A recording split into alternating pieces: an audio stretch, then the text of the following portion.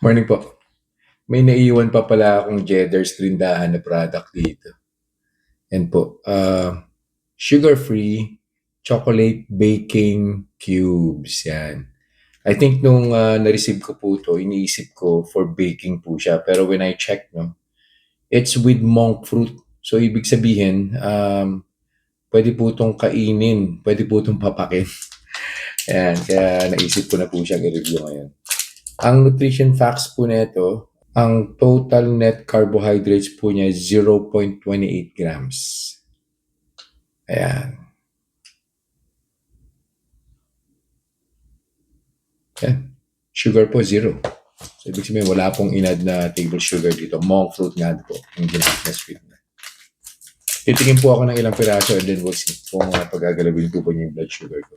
Kumuha na po pala ako ng baseline blood sugar. 113 po currently. RBS po yan, of course.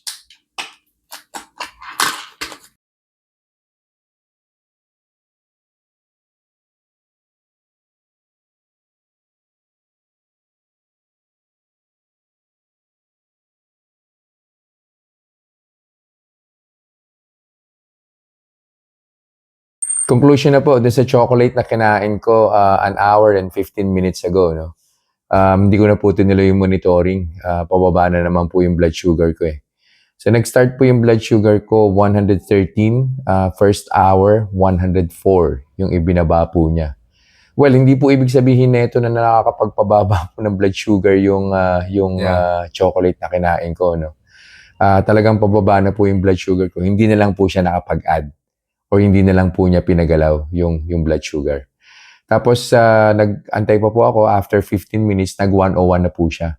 So, most likely, in the next 10 minutes or 15 minutes, bababa na po ng less than 100 po yung blood sugar ko. Okay po siya.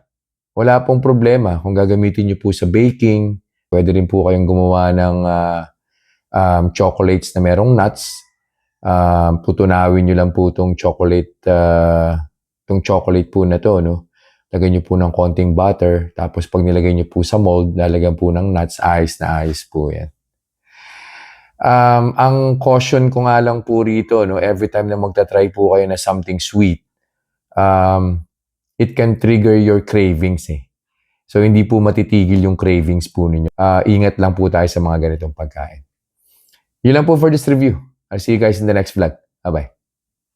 Reminders lang po, huwag pong mag-aanli. Always eat in moderation. Di po ako doktor, so whenever in doubt, konsulta po kayo sa doktor ninyo. And yung results po ng mga review na ginagawa ko, it may vary. So huwag niyo pong i-expect na yung resulta sa akin is magiging kapareho po ng resulta sa inyo. So yun lang po. Have a nice day.